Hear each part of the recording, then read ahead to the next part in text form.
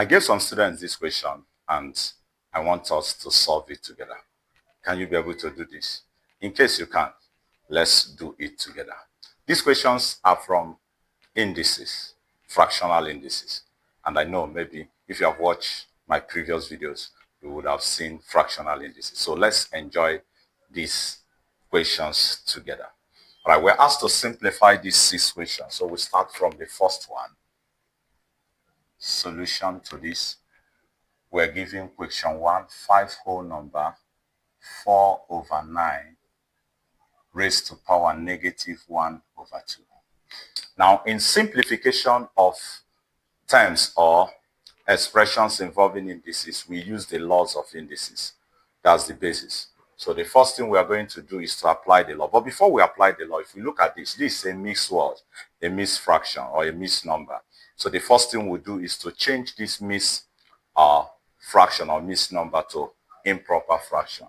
And if we do that, 9 times this is 45. 45 plus 4 is 49. So I'll have 49/9 all raised to power -1/2. Now, when we have a fractional base and it's raised to a negative power, what do? We invert the fraction, not the power, but the base. We just invert the base because a negative index means 1/10. But now we have a fraction, so all we do is just to invert the fraction, following this law that a/b raised to power -m/n is same thing as b/a raised to power m/n. So to remove the negative sign in the power, we invert the word, we invert the base. Okay, so if we apply that here, we're going to have 9/49 raised to power 1/2. Okay, now in fractional indices, that's when the power of a base is a fraction. What do? The numerator of the fraction becomes a power, while the denominator is the root. So we write this in root power form. So this is the root, this is the power. So square root, because of these two, 9/49 all raised to power 1.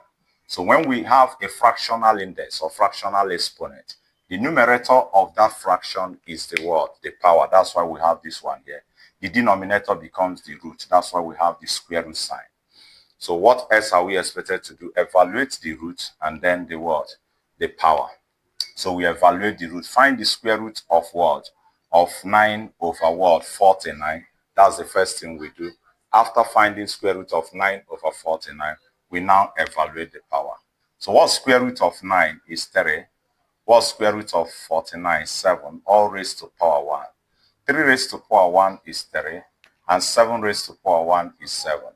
So the simplest form of this particular expression is going to be this, right? So the answer to question number 1 here is what? 3/7. 3/7. Okay? We move to question number 2. Okay? Number 2. We have question 2. What do we have? We have 18/32 all raised to power what? -3/2. 18/32 all raised to power -3/2. Okay, so this is still a negative index term. So what we are going to do is to first of all remove the negative word, negative power. And how are we going to do that? Since the base is a fraction, all we do is to turn the base upside down. That's we invert it. So this will become 32/18 raised to power what? 3/2. Okay? So what next? Let's write it in root power form. We're going to see something else in the course of solving this problem. So let's write it in root power form. The denominator is the root. The numerator is the word, the power. So let's bring in the root, square root, because of these two. 32/18 all raised to power what? 3, because of these 3. So this is the numerator of the fractional index, and that's the power, while the denominator is the what? The root. Now we can't find square root of what? 32. It's not possible. It's possible anyway, but it's not going to give us a whole number. Square root of 32 is not a whole number because 32 is not a perfect square. The same thing applicable to what? 18. Square root of 18 will be 4 point something. It's not what? It's not a whole number. So what are we expected to do? If you look at this closely, this is not in lowest term. So let's see if we can break this fraction down into lowest term, whether we can actually find the square root of the remnant, right? So let's look at this. 2 can divide 32. We are going to have 16, and 2 divide 18 is 9. So we are going to have this. So we can easily get what? The square of what? The square root of 16, which is what? 4, and square root of 9, which is 3. And if we raise 4 to power of 3, we are going to have 64. And if we raise 3 to power of 3, we are going to have 27. So this answer to number 2 question. So we are going to see question number 3 after this break. Welcome back from the break. Let's continue with our business. Okay, so we have just solved question number 2. So let's look at the third question, the fourth, the fifth, and then finally the sixth question. Okay, simplify 0.027 raised to power negative 1 over 3. So question 3, we have 0.027, question number 3, raised to power negative 1 over 3. Okay, so we have a decimal, and in indices, when we have decimal fraction, we change it to vulgar fraction. So if we do that first, we're going to have 27 over 1000. That's when we change 0.027 to what? To vulgar fraction from decimal fraction.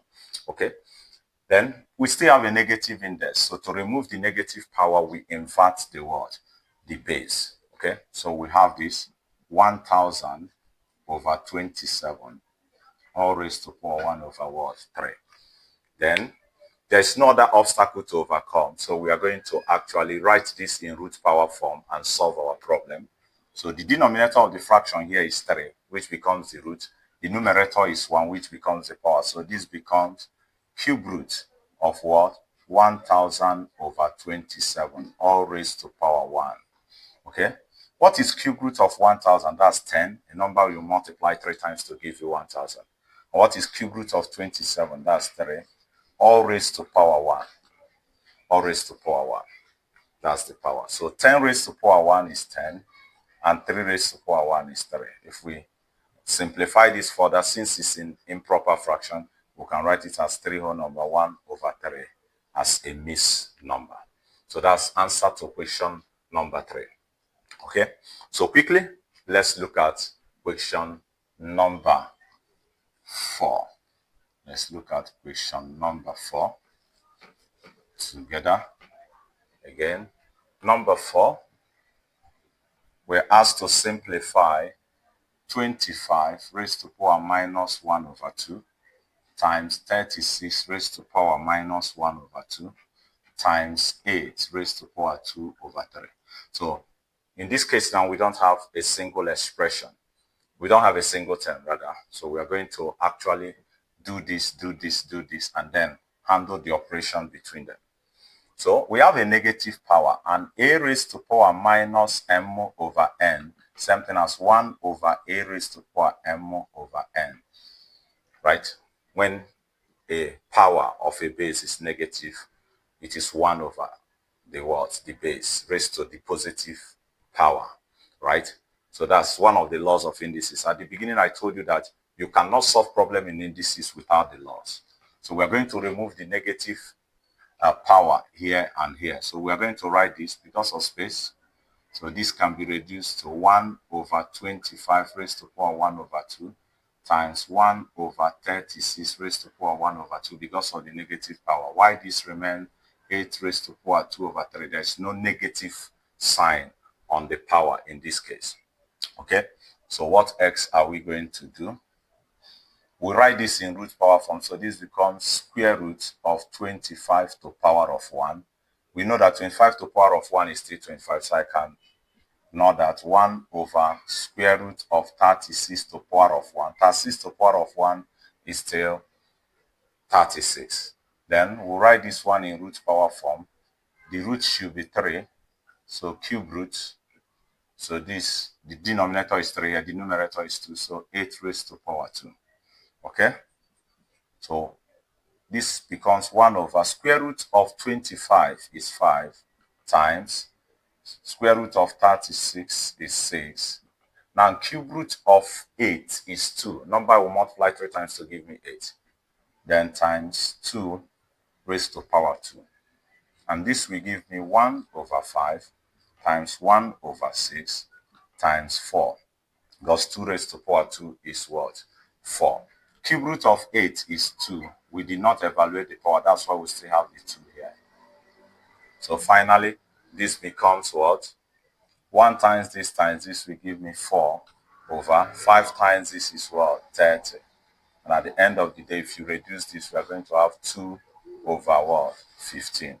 So that's our final answer. Before some people think this is x, 2 over 15. All right, we'll go on another break. And when we come back, we'll look at question number 5 and question number 6. See you then. Welcome back from the break. Let's see how we will finish up with the remaining 2 questions. Let's go together. So we have solved question 1, 2, 3, and the 4. Remaining questions 5 and 6. So let's solve this together. Still our solution. Question number 5 now. We're asked to simplify 0.4 raised to power half times 0.125 all raised to power minus 1 over 3. So 0.004 raised to power half times 0.0125 all raised to power, 0.125 raised to power minus 1 over 3. That's what we have. So how do we solve this? Because of space, let's bring it down here. Now we have decimal here and we have decimal here. The first thing we need to do is to change the decimal to what? To fraction. That's to vulgar fraction from decimal fraction. So this becomes 4 over 100 raised to power 1 over 2 times. This becomes 125 over 1000 raised to power minus 1 over 3. Okay? We have a lot of things to do here. One, we need to actually change this to positive. And how do we do that? We invert this. So I can comfortably do that. Now, another thing we can do, we can decide to reduce this to lowest term, reduce this one to lowest term also, and then before we continue. So let's reduce to lowest term. 4 divide itself is 1. 4 divide 100 is 25. 4 divide 100 is 25 raised to this times. Now let's change this to positive, or let's reduce to lowest term. 125 divide itself is 1. 125 divide 1000 is 8 raised to power minus 1 over 3. So let me also bring this as 1 over 25 raised to power 1 over 2 times 8 over 1 raised to power 1 over 3. I just removed the negative sign by inverting this. So let's write this in root power form. So this becomes square root of 1 over 25 times cube root of 8 over 1 is actually 8. Cube root of 8 raised to power 1. Okay, this also all raised to power 1. But we know when we raise a number to power of 1, it is still the same number. So what is square root of 1 is 1. What is square root of 25 is 5 times what is cube root of 8 is 2. So if we simplify further, we have 2 over what? Over 5. Now, one can still decide to, without reducing this to lowest term, you still arrive at the same answer. Because if you did not reduce this to lowest term, by the time you find the square root of 4 is 2, square root of 10 is, sorry, square root of 100 is 10. Then if you find cube root of this after inverting it, you are going to have what? 10 over 5 at the end of the day, which 10 will cancel out. You still have 2 over 5. So whether you decide to reduce the lowest term before finding the roots, or you find the roots before reducing to lowest term, you arrive at the same answer. So that's question number 5. And then quickly, let's look at number 6. Let's look at number 6. and end this particular episode. Okay, in number 6, what do we have? Question 6, what do we have here? We have 8 over 27 all raised to power 2 over 3 times 8 over 125 all raised to power minus 1 over 3. So what do we do? What do we do? We are going to first of all write this in root power form, but first we need to actually remove the negative sign that is here.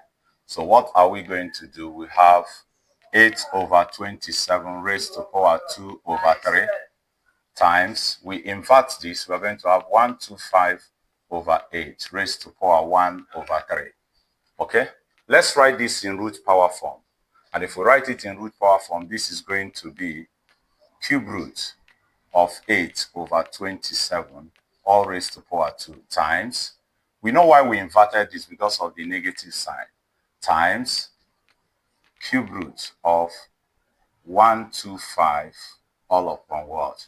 All upon 8 raised to power 1. But because if we raise this to power 1, it's still the same number. So what is cube root of 8 is 2. What's cube root of 27 is 3, all raised to power 2 times. What is cube root of 125? It is 5. What is cube root of 8? It is what? 2. Now, if we evaluate this, 2 raised to power 2 will give us what? 4. 3 raised to power 2 will give us what? 9 times 5 over 2. And we know that 2 can actually divide this. We have 2. 2 times this will give us what? 10 divided by 9. And 10 divided by 9 is one whole number, 1 over 9. So that's the answer to question number 6. So far, so good. We have really enjoyed these 6 questions. Yeah, we solved the first 2 questions, went on a break, solved the other 2, 3, and 4, went on a break, and then we came back to solve question number 5 and question number 6. Watch out for more questions like this, because from time to time we'll be giving questions on mathematics from different topics. And why we are doing that is actually to test your knowledge on those topics. See you on our next episode on Mathematics Meal. Make sure you keep enjoying our meal.